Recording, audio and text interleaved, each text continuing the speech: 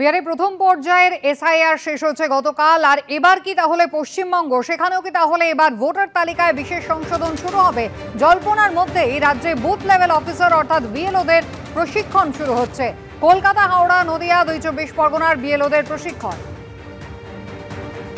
পার্থপ্রতিম ঘোষ রয়েছেন আমাদের সঙ্গে। পার্থ, নজরুল মঞ্চে বৈঠক শুরু হয়েছে। একেবারে তো সেই বৈঠক শুরু হয়েছে এবং সেখান থেকে যে বিষয় জল্পনাটা আরও বাড়ছে সেটা হচ্ছে বিহার মডেলে কি এসআইআর হতে চলেছে বাংলায়, এবং তার জন্য একেবারে যে প্রস্তুতি, সেই প্রস্তুতি কিন্তু এই বৈঠকের মধ্যে এই যে মিটিং ট্রেনিং সেটার মধ্যে সারা হচ্ছে। আমি বাইরের ছবিটা দেখাবো, আমার সহকর্মীকে দেখাতে বলবো। ভগবান শাহকে, প্রেসিডেন্সি ডিভিশন, এখানে লেখা রয়েছে প্রেসিডেন্সি ডিভিশনের আজকের এই ট্রেনিং, এবং সেই ট্রেনিংয়ে কারা অংশ নিয়েছে। সেই ট্রেনিংয়ে অংশ নিয়েছে এইআরওরা, সুপারভাইজার এবং বিএলওরা সেখানে অংশ নিয়েছেন।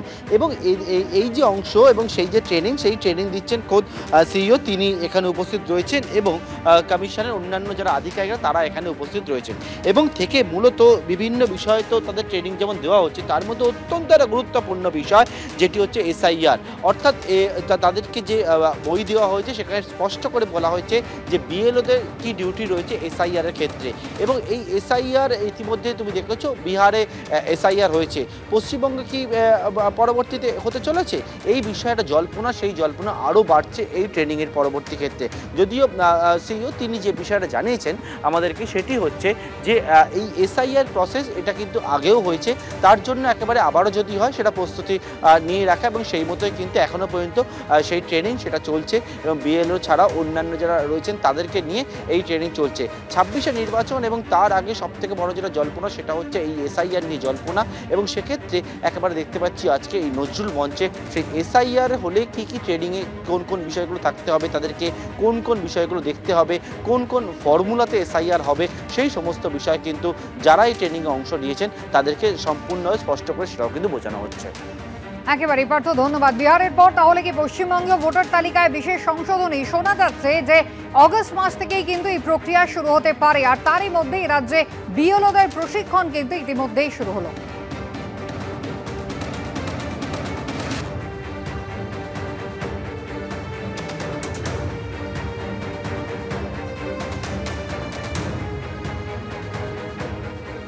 বাংলাদেশি ইস্যুতে পাল্টা পথে নামছে বিজেপি। 17ই অগস্ট থেকে রোহিঙ্গা এবং বাংলাদেশি মুক্ত পশ্চিমবঙ্গের দাবিতে পথে নামবেন বললেন বিরোধী দলনেতা।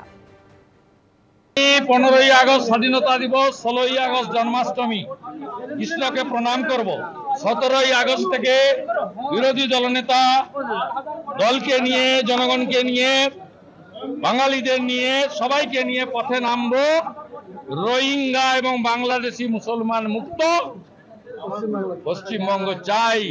ডক্টর শ্যামা প্রসাদ মুখার্জি দিয়ে গেছিলেন বাঙালি হিন্দুদের হোমল্যান্ড, তাকে রক্ষা করবই করবই করব।